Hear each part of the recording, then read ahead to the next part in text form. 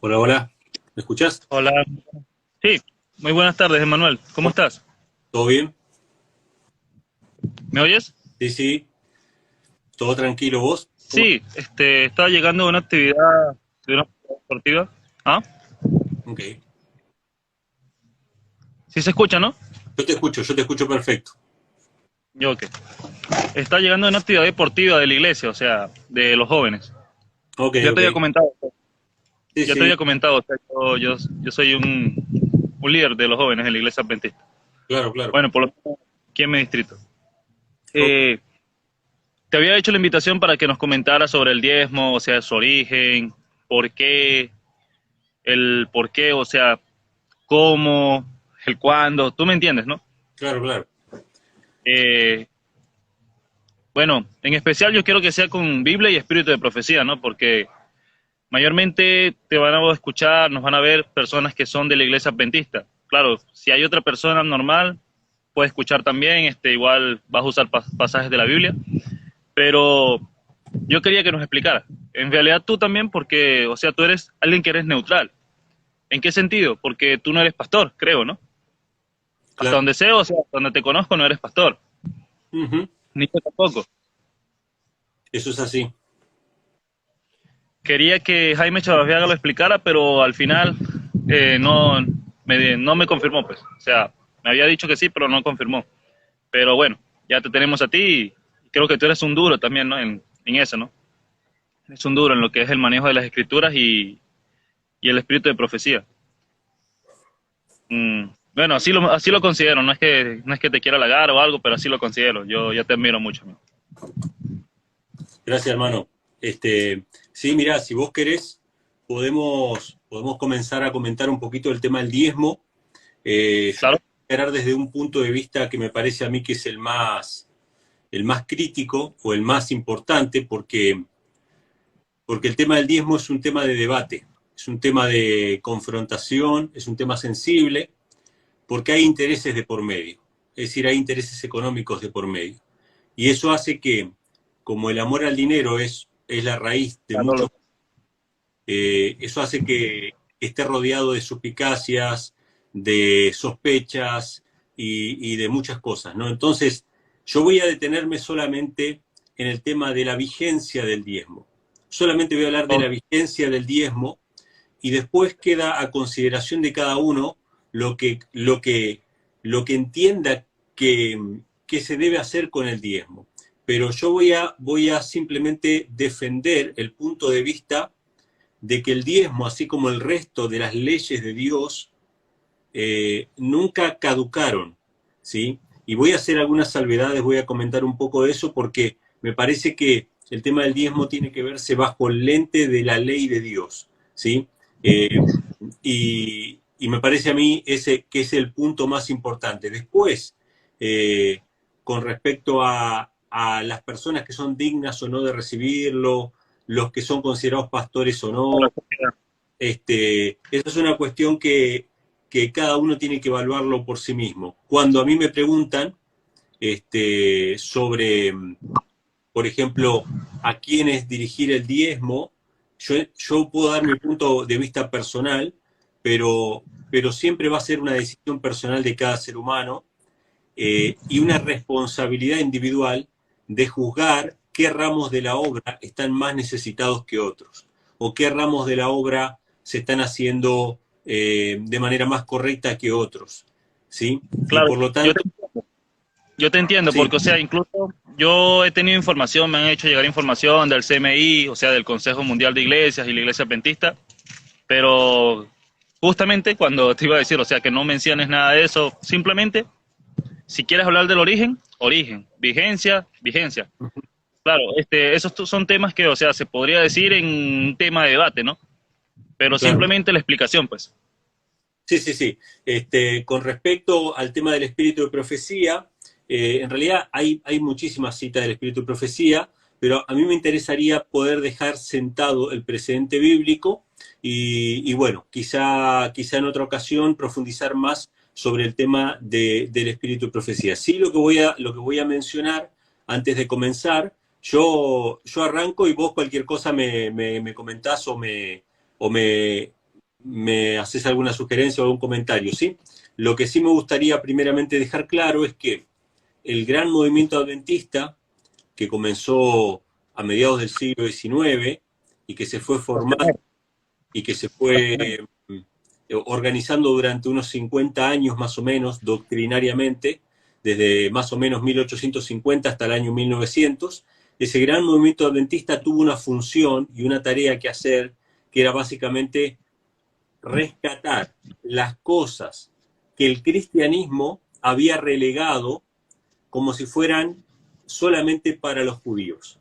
En ese proceso se empezó a traer de vuelta de esas cosas rechazadas por el cristianismo en general, se empezó a traer de vuelta el sábado, se empezó a traer de vuelta las leyes de alimentación, se volvió a traer nuevamente el tema del santuario, el tema de la vestimenta, y entre todas esas cosas que volvió a traer el adventismo nuevamente al cristianismo, es el tema de lo que nuestros pioneros llamaban la benevolencia sistemática.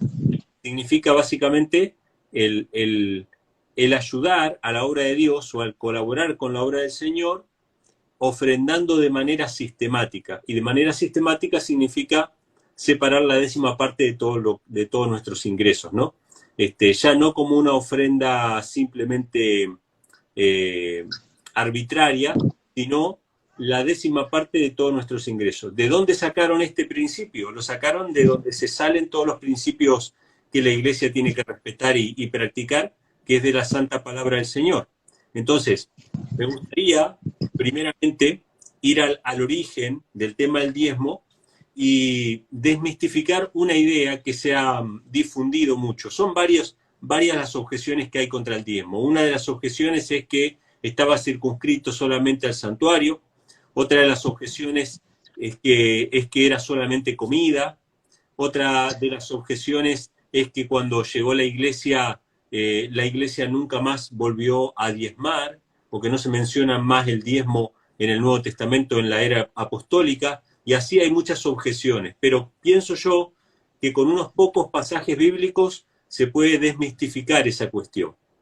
Y mi único objetivo es presentar lo que la Biblia dice con respecto al diezmo, para que veamos que el diezmo es un principio eterno, al igual que el sábado, al igual que la alimentación, al igual que muchos otros aspectos de la ley, que no están circunscriptos a un lugar, a una economía, a un sistema del santuario o cosas por el estilo.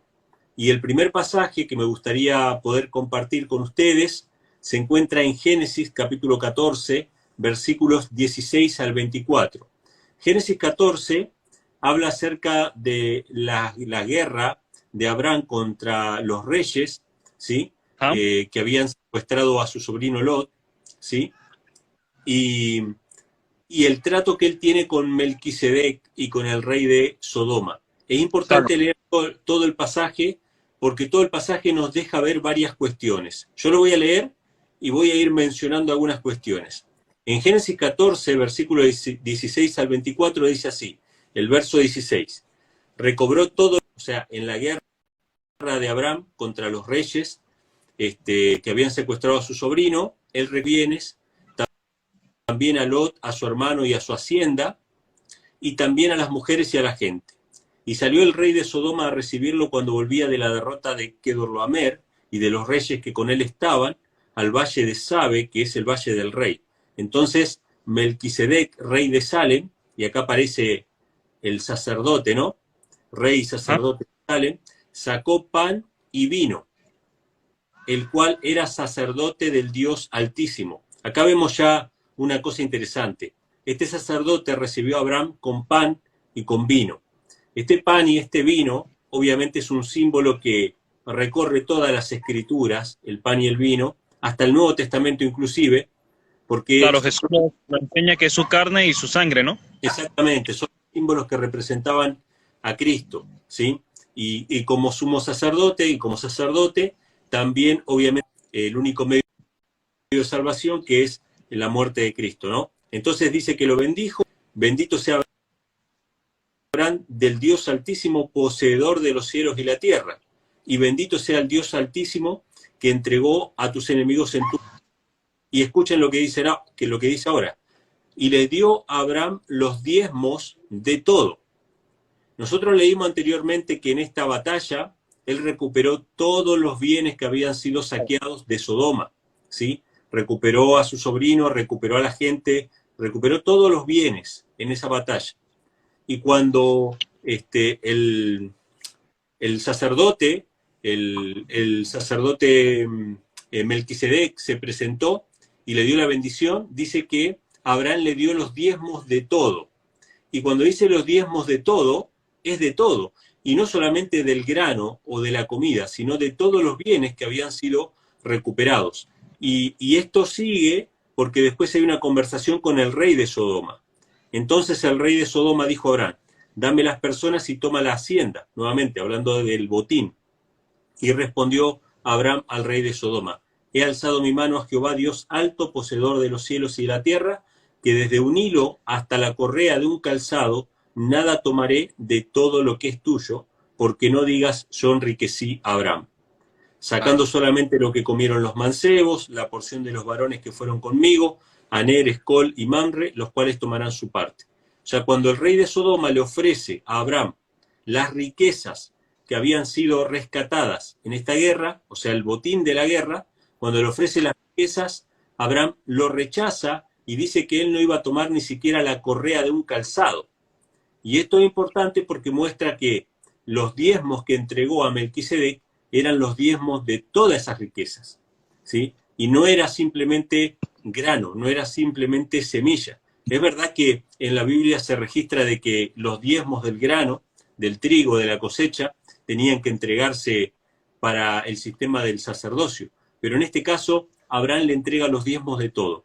Otra cosa importante que deja ver este pasaje es que el diezmo aparece de manera súbita en la historia, en Génesis. Entonces estamos en Génesis capítulo 14 y no hay ningún versículo anterior a este que diga que se instituyó el diezmo. No hay ningún versículo que hable de la institución del diezmo. Sin embargo, el diezmo ya existía. Esto es importante, ¿por qué? Porque pasa lo mismo con el tema del sábado y con cualquier otra de las leyes del Señor. Hay mucha gente que piensa que las leyes de Dios surgen con la aparición de Moisés en el relato bíblico y que los patriarcas no guardaron el sábado y no conocían las leyes del Señor.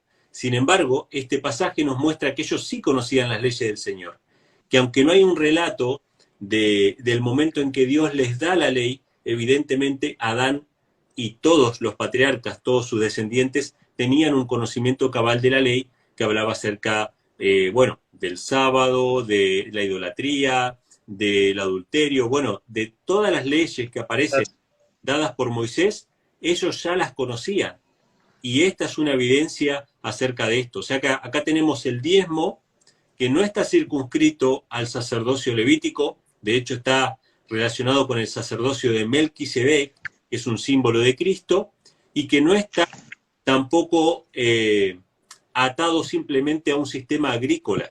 No es simplemente semilla o grano, sino que era el diezmo de todo el botín que recuperó Abraham de la guerra con los reyes de Kedorlaomer, ¿sí? Entonces, este es el primer pasaje para que entendamos de que el diezmo tiene su fundamento desde el principio, ni siquiera con la aparición de Moisés. Mucho tiempo antes de Moisés ya se conocía acerca del diezmo entre los hebreos como un principio de adoración a Dios, ¿sí? Como una forma en que nosotros le rendimos homenaje a Dios, sí. Una pregunta. Por ejemplo, he escuchado entre la misma iglesia adventista que hay varios tipos de diezmo. Bueno, en general he escuchado a veces que dicen 3, ¿no? No sé diferenciar los 3, pero dicen que había incluso un diezmo para extranjeros, huérfanos, viudas, que no era como tal para el sacerdocio, sino era como tal para viudas, huérfanos y extranjeros. O sea, si hay 3 tipos de diezmo o hay 2 tipos de diezmo, ¿cuántos tipos de diezmos hay? Eso también me gustaría saber, me gustaría que tú lo explicaras también. Mirá, todos esos tipos de diezmo, entiendo yo que tienen que ver con la economía del santuario, tienen que ver con las cosechas. La gran mayoría de los israelitas dependían de las labores del campo para subsistir, y por lo tanto había un diezmo anual, ¿sí? Había aparte de ese diezmo regular, digamos, de todo lo que nosotros recibimos. Había un diezmo anual que tenía que ver con las cosechas, y todo eso estaba organizado, digamos, como para suplir las necesidades de una nación que era básicamente agrícola.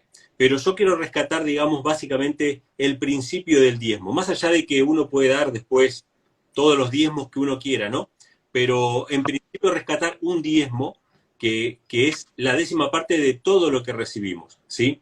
Y siguiendo la lógica de este pasaje que acabamos de leer, me gustaría compartir con ustedes Hebreos capítulo 7, que es otro texto también importante, que hace referencia al mismo acontecimiento de Abraham y Melquisedec, hablando acerca del diezmo.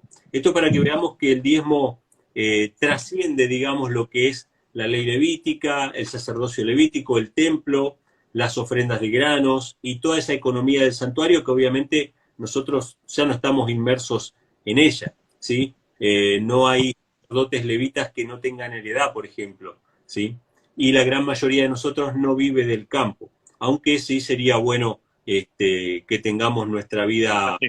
lo más cercano al campo, ¿no? Pero Hebreos capítulo 7, versículos del 5 al 10 dice así: ciertamente los que de los hijos de Leví toman el sacerdocio tienen mandamiento de tomar del pueblo los diezmos según la ley, es a saber, de sus hermanos, aunque también hayan salido de los lomos de Abraham. Lo primero que dice Pablo en Hebreos 7, 5, es que los levitas tienen el mandamiento de tomar el diezmo de sus hermanos. Y el versículo 6 dice: mas aquel cuya genealogía no es contada de ellos, hablando de Melquisedec, Ajá. tomó de Abraham los diezmos y lo bendijo, al que tenía mesas. Y sin contradicción alguna, lo que es menos es bendecido de lo que es más. O sea, el sumo sacerdote bendijo a Abraham, y con esto muestra que Melquisedec era mayor que Abraham, ¿sí? Y que tomó los diezmos de Abraham, y en el versículo 8 dice: aquí ciertamente los hombres mortales toman los diezmos, mas allí aquel del cual está dado testimonio que vive. Y por decirlo así, en Abraham fue diezmado también Leví. O sea, Leví no había nacido todavía, era hijo de Jacob, ¿sí? Jacob, hijo de Isaac, Isaac hijo de Abraham, pero dice en el versículo 9, por decirlo así, Abraham fue diezmado también de Leví, que recibe los diezmos, porque aún estaba en los lomos de su padre cuando Melquisedec le salió al encuentro. E hizo Jacob, perdón, hasta ahí nomás. O sea, lo que está diciendo este pasaje es que el tema del diezmo trasciende el sacerdocio levítico, es más allá del templo de Jerusalén, porque una vez que cayó el templo de Jerusalén, no hubo más sacerdotes levitas. Cuando Cristo murió en la cruz del Calvario, hizo cesar el sacrificio y la ofrenda. Como hizo cesar el sacrificio y la ofrenda, tampoco hay sacerdotes. Y uno podría decir, bueno, como no hay más sacerdotes y los sacerdotes recibían el diezmo, entonces el diezmo Bueno, está abolido.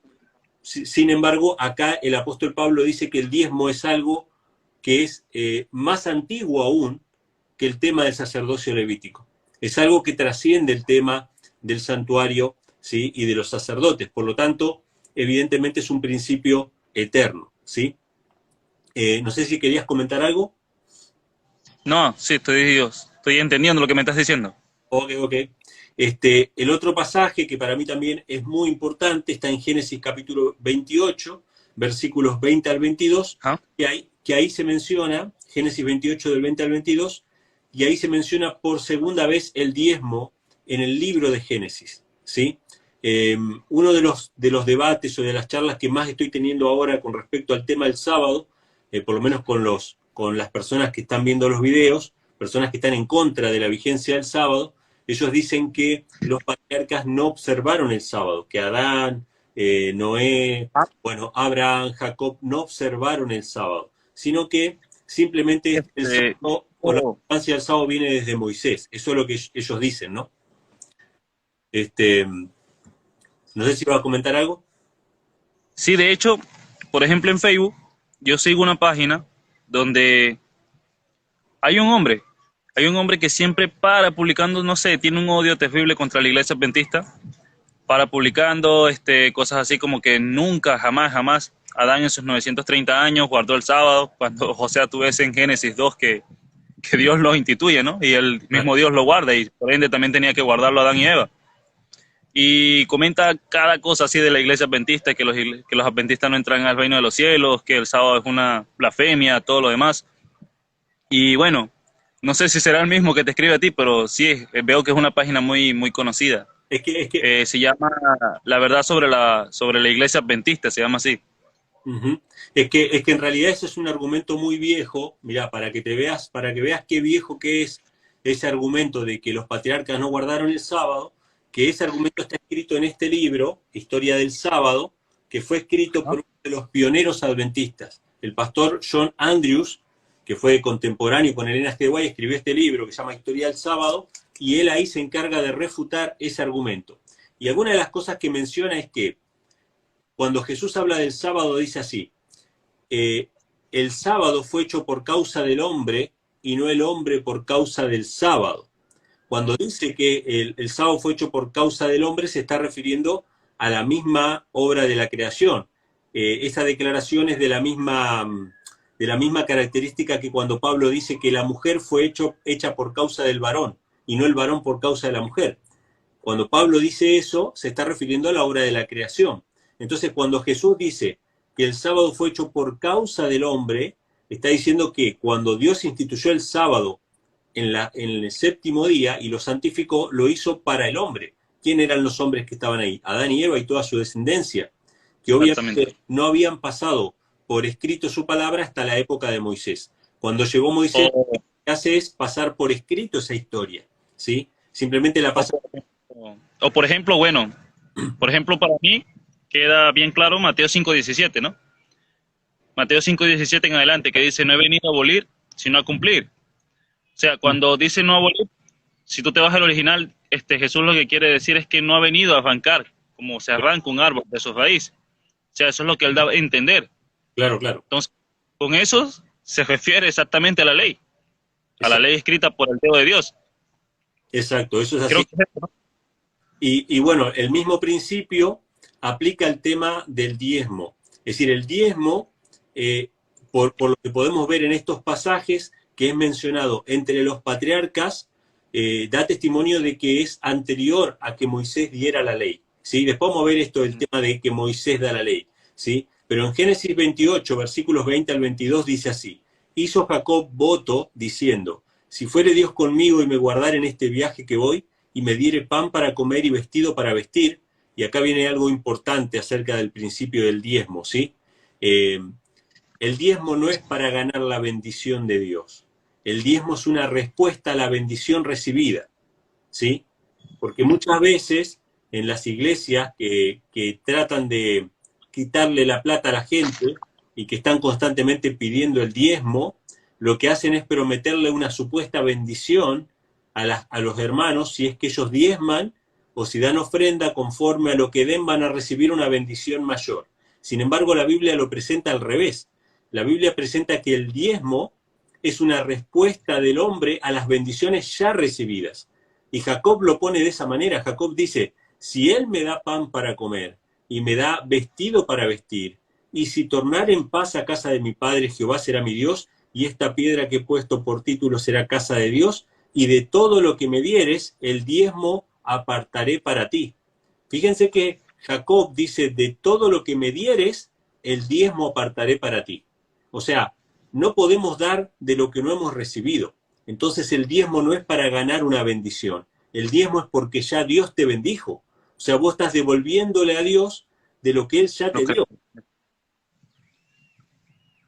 Sí, hermano, te escucho. No, sí, lo estoy analizando, lo que le pertenece, pues. Estás asintiendo, ok.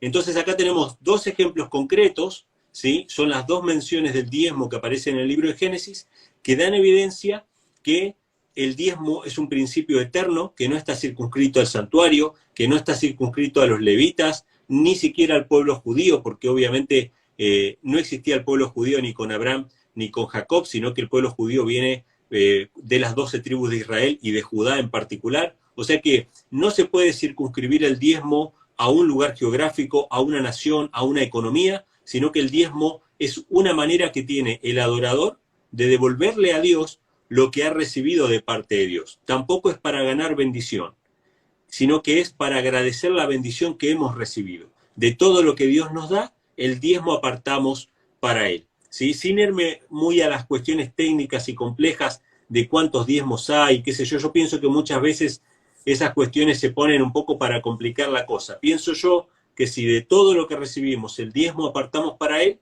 después somos libres de dar ofrendas para diferentes cuestiones, ¿no? Pero entiendo yo que el diezmo es para el avance de la obra del Señor. Después voy a comentar un poquito mi parecer y mi práctica con respecto al tema del diezmo, ¿sí? Pero bueno, sigo avanzando. El otro pasaje que quisiera leer, que nos ayuda a comprender esta cuestión de la ley de Dios, de la eternidad de la ley de Dios, de cómo Moisés no vino a dar ninguna ley, sino que en realidad él es el que escribe las leyes, ¿sí? El que las pone por escrito, pero el pueblo de Israel ya conocía las leyes antes, ¿sí? Sí. Un portavoz, pues. Un portavoz tratas de decir, ¿no? Es como, te lo voy a poner de esta manera. El primer profeta que Dios levantó en la humanidad fue Enoc, ¿sí? Enoc fue el primer profeta, séptimo desde Adán, ¿sí? Él caminó con Dios y Dios se lo llevó. Y Dios siempre tuvo hombres así que levantaban su voz para predicar la verdad. El primer patriarca, Adán, conocía toda la ley de Dios y la fue transmitiendo de generación en generación a todos sus descendientes. Y cuando uno ve las genealogías, ve que Adán vivió mucho tiempo, muy cercano hasta la época de Casi de Noé. Entonces, ellos tenían un conocimiento por transmisión oral de la palabra del Señor y de la voluntad del Señor. Pero cuando fue pasando el tiempo y los hombres se volvieron más olvidadizos de la palabra del Señor, Dios tuvo que levantar un escriba, que fue Moisés, que fue el primero que pasó por escrito el relato de la historia de la creación y de todas las leyes de Dios y de todo lo que Dios quería para su pueblo. Obviamente, recordando también porque habían estado cautivos varios siglos en Egipto y por lo tanto habían olvidado muchas de las cosas que Dios les pedía, ¿no? Pero el texto que quiero compartir con ustedes se encuentra en Juan, capítulo 7, versículos 19 al 24.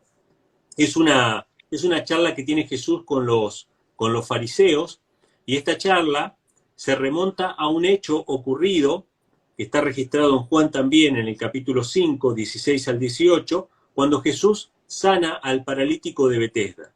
Él lo sanó y era sábado cuando lo sanó. Y le dijo que levante su lecho y que se vaya.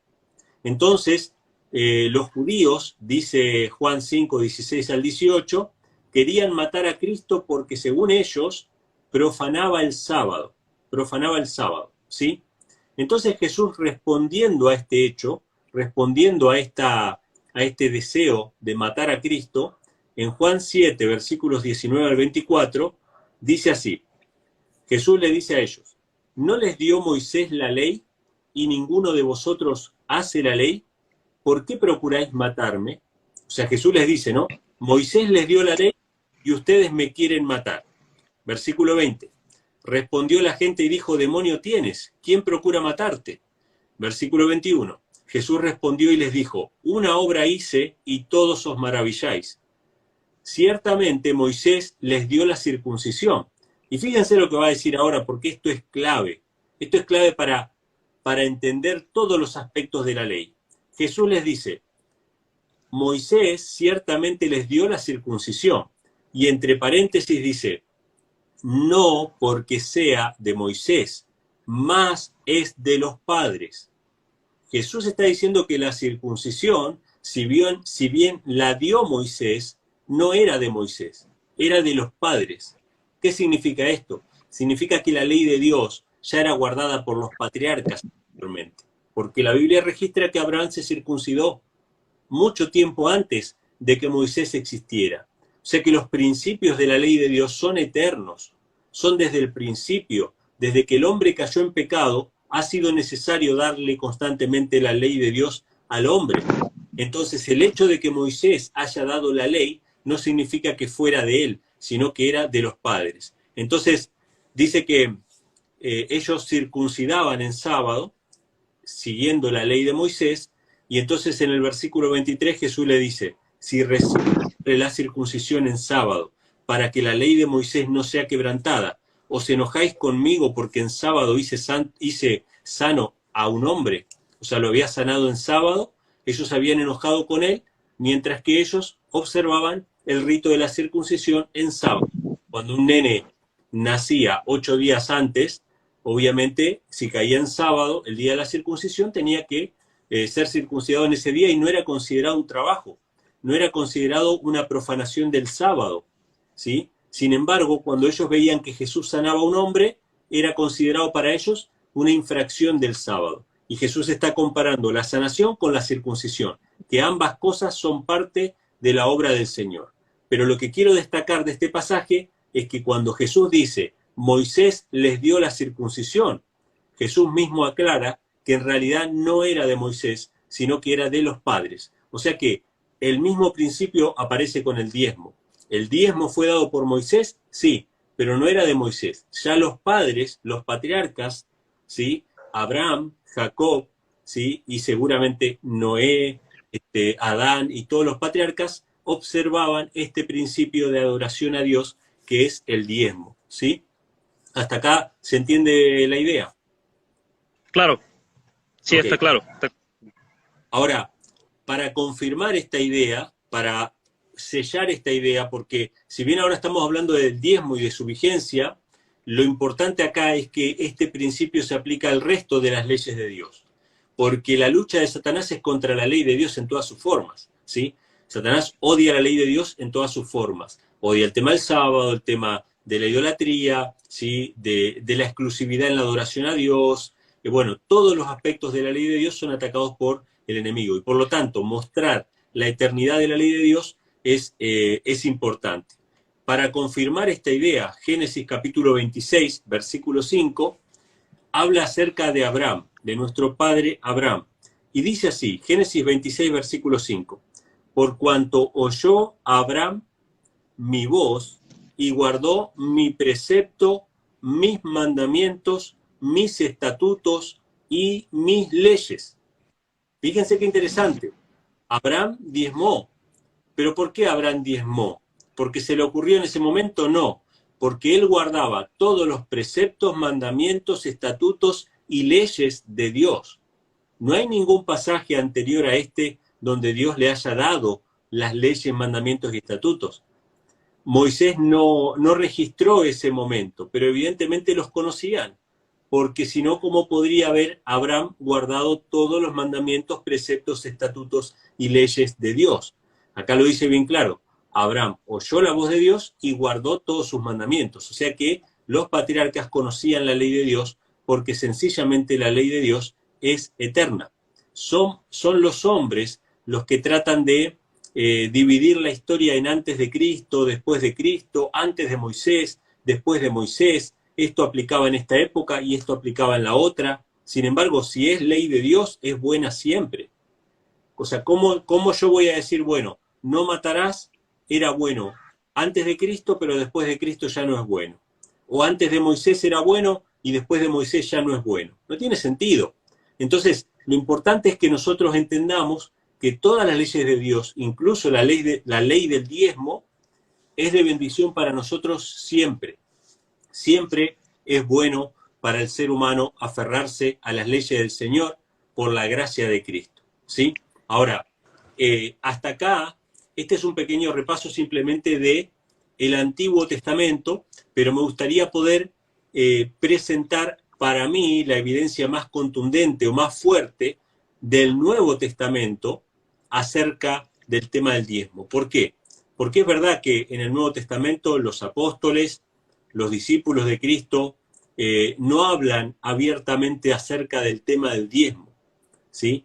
Pero nosotros... Creo que Jesús cuando dice que está, o sea, el ayes contra los fariseos, solamente cuando Jesús dice que hay de ustedes que diezmáis y lamenta, pero se olvidan de hacer misericordia, ¿no? Creo algo, bueno, estoy parafraseando, no recuerdo muy bien el versículo. Sí, sí. Creo que ese es el que se usa mayormente, ¿no? Exacto. Bueno, en el que se habla de diezmo. Ese es el único pasaje que está en el Nuevo Testamento que habla acerca del diezmo, y es cuando Jesús está reprendiendo a los escribas y fariseos por su hipocresía. Eso está en Mateo 23, Y Jesús les dice Ah, que ellos diezmaban la menta, el eneldo y el comino, que eran condimentos, ¿sí? Eran muy minuciosos en eso, pero se olvidaban de lo más importante de la ley, que era hacer justicia y misericordia.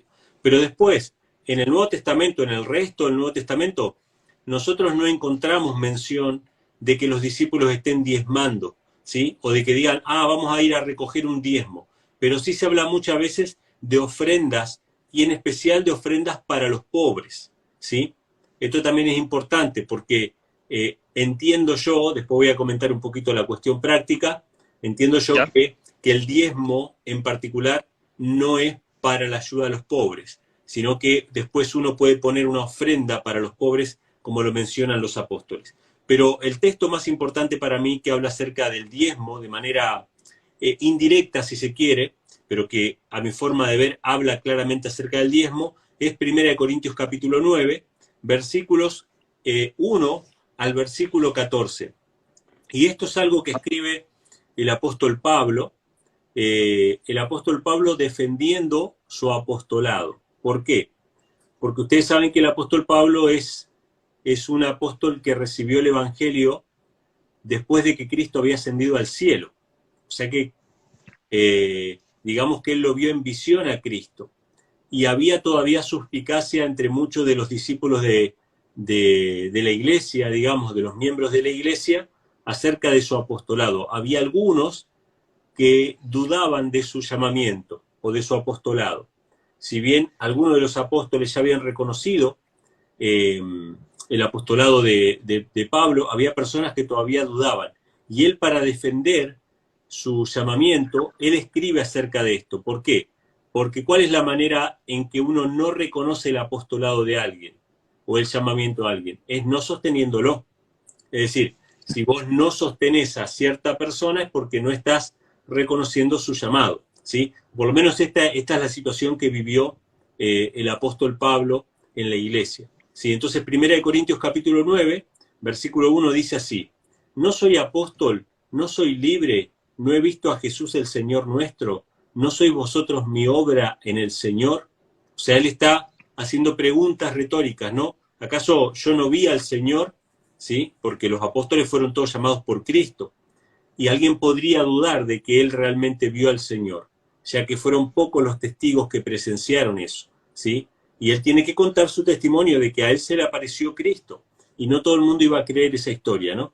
Entonces dice el versículo 2, si a los otros no soy apóstol, a vosotros ciertamente lo soy, porque el sello de mi apostolado sois vosotros en el Señor. Esta es mi respuesta a los que me preguntan, que no tenemos potestad de comer y beber, versículo 4 ¿sí? El verso 5 dice, no tenemos potestad de traer con nosotros una hermana mujer también como los otros apóstoles y los hermanos del Señor y Cefas, o solo yo y Bernabé no tenemos potestad de no trabajar. O sea, el apóstol Pablo dice que al parecer estaban discriminando entre los otros apóstoles, ¿sí? Entre los hermanos del Señor y el apóstol Pedro, a Pablo y a Bernabé los discriminaban y a ellos no los sostenían. Ellos tenían que trabajar por sus propios medios. Dice, ¿acaso no tenemos derecho de no trabajar? Él habla acerca de los derechos que tiene un apóstol. ¿Cuál era el derecho que él tenía? El derecho de no trabajar, pero no trabajar en absoluto, no trabajar en un oficio secular, ¿sí? Claro, una profesión. Exactamente, él tenía que trabajar duramente para el Señor, pero tenía que dividir su tiempo en un trabajo secular porque no era sostenido y no era reconocido por la iglesia, ¿sí? Entonces ahora él va a dar algunos ejemplos humanos, algunos argumentos humanos de por qué él debería ser sostenido por la iglesia si él trabaja para la iglesia y para Cristo, ¿no? Entonces dice el versículo 7, ¿quién jamás peleó a sus propias expensas? ¿Quién planta viña y no come de su fruto? ¿O quién apacienta el ganado y no come de la leche del ganado? Digo esto según los hombres, ¿no dice esto también la ley? O sea, el primer ejemplo que da el apóstol Pablo es que nadie va a la guerra, nadie va a pelear en una guerra pagándose todas las cosas. Uno va a la guerra pero le pagan la comida, le pagan el vestido, le dan las armas para pelear. Todas esas cosas las suple el pueblo que lo manda a la guerra. De la misma manera, él dice, bueno, si yo estoy trabajando para Cristo, la iglesia podría suministrarme las cosas que yo necesito para trabajar. Pero después dice que en realidad esto también lo menciona la ley. Y acá viene la cuestión, porque el apóstol Pablo ahora va a citar la ley de Moisés para defender su derecho como apóstol de dedicarse plenamente al Evangelio. Versículo 9. Porque en la ley de Moisés está escrito, no pondrás bozal al buey que trilla. O sea, no pondrás bozal al buey que trilla, aparece 2 veces en el Nuevo Testamento, está citado acá por el apóstol Pablo y también en Primera de Timoteo, ¿sí? Esto está en Deuteronomio 25:4, está citando la ley de Moisés, y en Timoteo vuelve a decirlo de esta manera.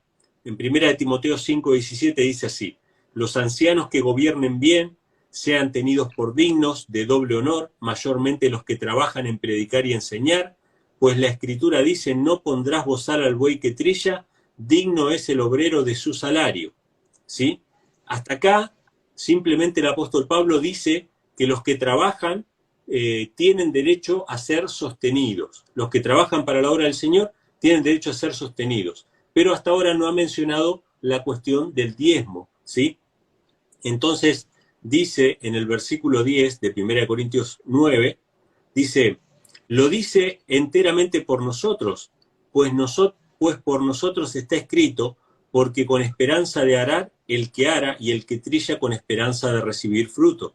Si nosotros os sembramos lo espiritual, es gran cosa si segáremos de vosotros lo carnal.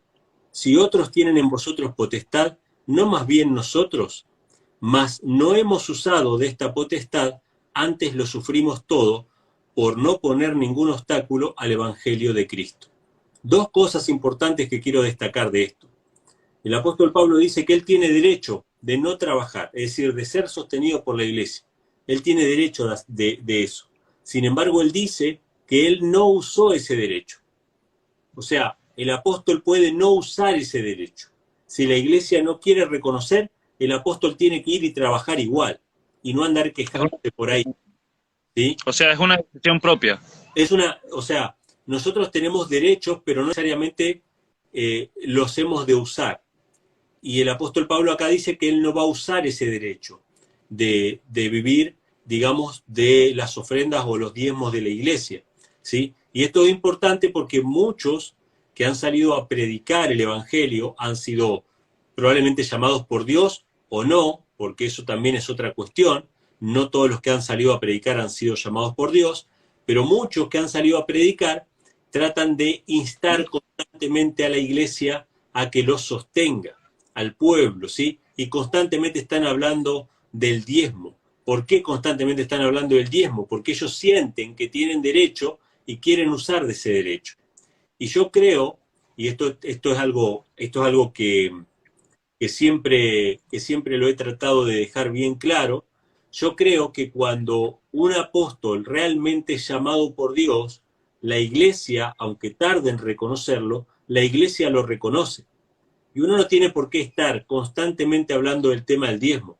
Esta es una de las pocas veces que el apóstol Pablo habla acerca del diezmo. Si ustedes van a mis videos en mi canal, van a ver que hay un video en mi canal acerca del diezmo, respondiendo estos mismos argumentos de aquellos que dicen que el diezmo está abolido. Pero yo sé que hay muchos hermanos que constantemente están hablando del diezmo porque necesitan que la iglesia esté constantemente ayudándolos o apoyándolos. Y eso es algo que tiene que surgir de manera espontánea, porque ese es un acto de adoración de la iglesia. Eso es un acto de adoración, no puede ser forzado, no puede ser inducido, no puede ser manipulado, tiene que surgir espontáneamente de la iglesia. La iglesia tiene que decidir, cada miembro, voluntariamente a quién va a sostener, a qué ministros va a sostener y a quiénes va a ayudar, ¿sí? Por eso es importante esto, ¿no? De que el apóstol Pablo, teniendo derecho, no usó de su derecho, ¿sí? Entonces, cuando cuando termina esta exhortación, en el versículo 13 y versículo 14, fíjense lo que va a decir el apóstol Pablo, y acá viene la conexión con el tema del diezmo, con el tema del diezmo del Antiguo Testamento. O sea, el apóstol Pablo va a citar ahora el sistema con el cual eran sostenidos los sacerdotes. Dice, ¿no sabéis que los que trabajan en el santuario comen del santuario y que los que sirven al altar del altar participan? Así también ordenó el Señor los que anuncian el Evangelio que vivan del Evangelio. ¿Qué ejemplo da el apóstol Pablo para defender su derecho a ser sostenido por la Iglesia? ¿Qué ejemplo da? Da el ejemplo del Antiguo Testamento, de los sacerdotes que trabajaban y ministraban en el santuario. Ahora, ¿cómo eran sostenidos los sacerdotes? Pablo está citando básicamente dos versículos del Antiguo Testamento. Uno es Deuteronomio 18, versículos 1 y 2. En Deuteronomio 18, 1 y 2 dice así: los sacerdotes levitas, toda la tribu de Leví, no tendrán parte ni heredad con Israel. De las ofrendas encendidas a Jehová y de la heredad de él comerán. No tendrán pues heredad entre sus hermanos, Jehová es su heredad, como él les ha dicho. Bueno, lo primero que dice acá es lo que dice el apóstol Pablo. Los que participan del altar, o sea, los que trabajan en el altar, en los sacrificios, participan del altar, o sea, comen de lo que es depositado en el altar, las ofrendas, ¿sí? Y esto es lo primero que dice, pero después dice que ellos no tienen heredad, que no tienen tierra, no tienen parcela de tierra repartida para ellos. Dice, porque Jehová es su heredad, como él les ha dicho.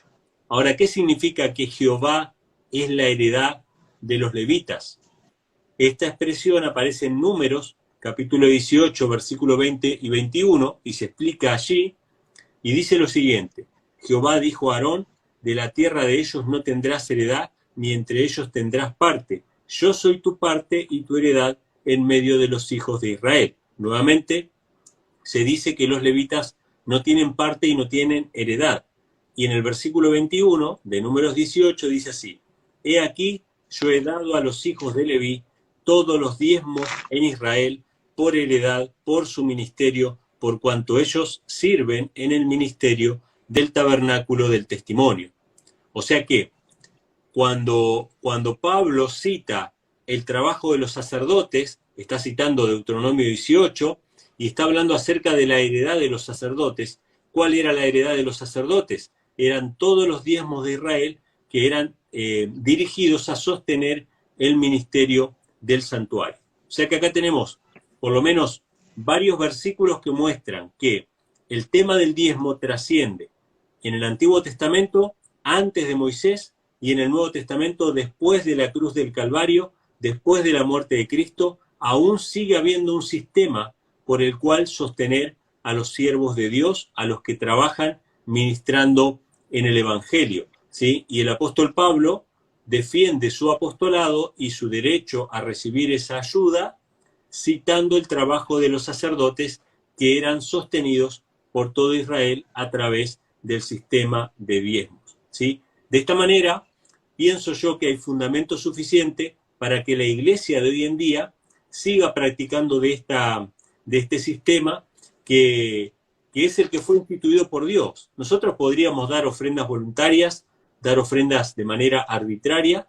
Sin embargo, ¿por qué no usar el sistema que Dios estableció de diezmos y ofrendas, ¿sí?, que era para sostener la obra del Señor? Después te voy a comentar un poquito de manera práctica qué es lo que pienso yo que debe hacerse con el tema de los diezmos. Pero te dejo si querés comentar algo. Creo que ya deberíamos dejarlo entonces para la segunda parte, porque el video está largo, ya tiene 1 hora, creo, de producción ya. Como quieras, mirá, con respecto, si querés yo voy cerrando. Puedes ir, o sea, haciendo una conclusión ya y le hacemos segunda parte, porque creo que hay bastante tela de cortar, o tú tienes bastante que compartirnos, creo, ¿no? Sí, yo pienso. Y bueno, en personal, para mí está muy interesante, pero 1 hora, bueno, creo que no muchos van a estar dispuestos a ver 1 hora, ¿no? Ok. Entonces, pues, Tomás. Dale, no hay problema. Bueno, hasta acá mi parte entonces, y bueno, si queda algún comentario ahí de tu parte, te escucho, no hay ningún problema. Bueno, mi comentario sería que lo dejemos para la segunda parte, porque creo que todavía faltaban versículos como Malaquías 3. Sí, Malaquías, o sea, el capítulo 3 abarca bastante, ¿no? Pero danos una conclusión ya pequeña para cerrar y dejarlo, o sea, para la segunda parte. Y también, bueno, creo que estás bien preparado en el tema, en realidad, ¿no? dale. Pero lo dejamos entonces, podría ser el otro domingo, no sé qué tiempo tendrías, o qué día podrías, o tal vez 2 semanas después más, 15 días, no sé. Dale, eso lo arreglamos si querés después por privado. Bueno, para terminar, me gustaría simplemente decir que todo lo que Dios ha hecho, todo lo que está en la Biblia, todo lo que está en el Antiguo Testamento, tanto en el Antiguo como en el Nuevo, es siempre de bendición para el ser humano.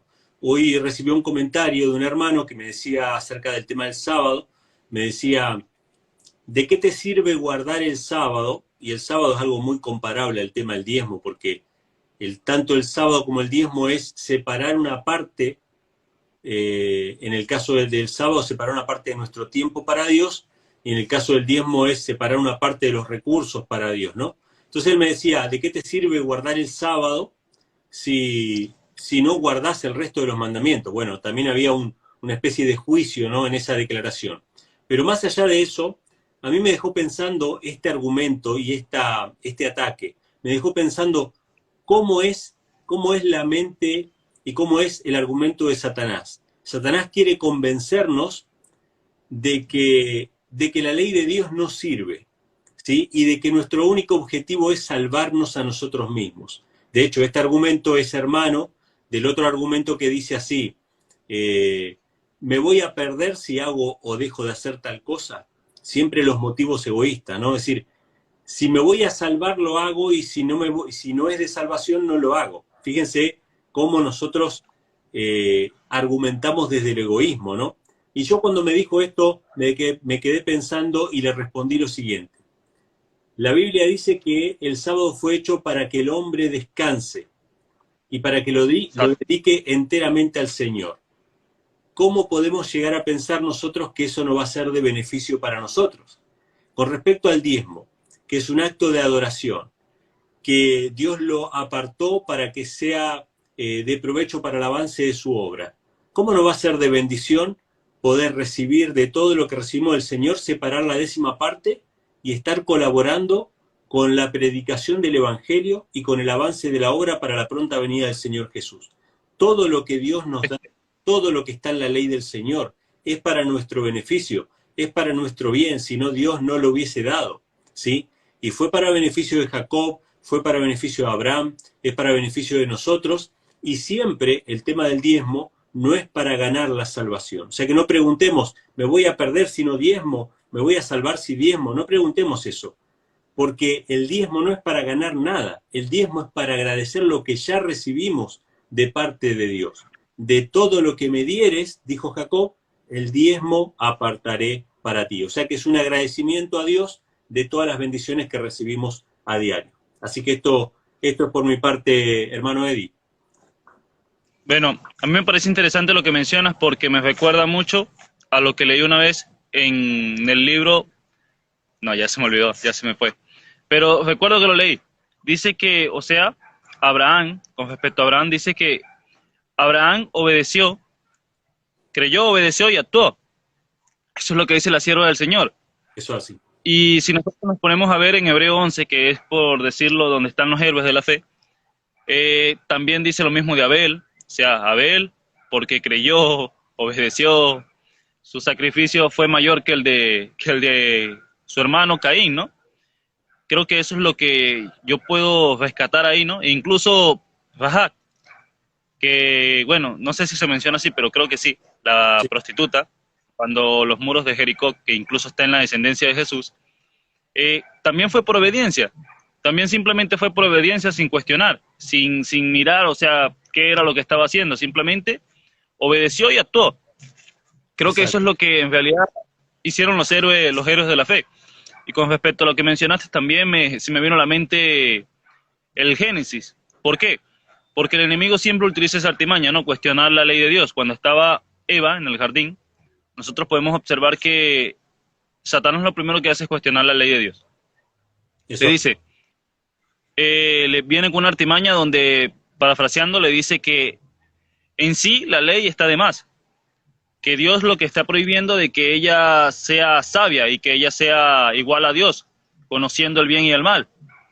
Y aunque era parte de verdad, porque creo que eso es algo que no lo mencionan muchas personas o no lo han mencionado, no sé si tú lo has mencionado, no recuerdo, aunque es parte de verdad porque yo veo que en realidad la naturaleza de Adán y Eva era una naturaleza que simplemente les permitía hacer el bien. Y verdaderamente cuando ellos comen el fruto prohibido, ellos aprenden a hacer el mal, conocen el bien y el mal. claro, Y es algo que, o sea, Dios conocía, Dios sí lo conocía, porque Dios, o sea, tiene el conocimiento de lo que es lo bueno y el conocimiento de lo que es lo malo. Pero la diferencia es que Dios sabe qué hacer. Dios no hace el mal, Dios simplemente hace el bien porque la naturaleza de Dios es amor. En cambio, un ser humano, a pesar de que era con una naturaleza no caída, no tiene la perfección que puede tener el Dios santo, que puede tener el Dios perfecto.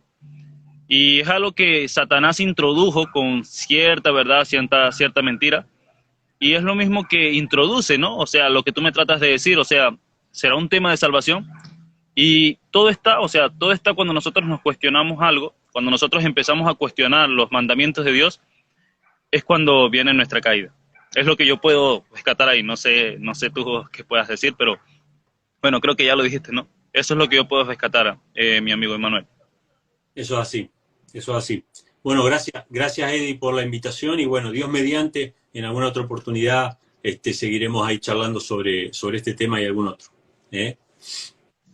Muy bien. Suscríbanse a mi amigo Emanuel de Argentina, Infonon, excelentes videos.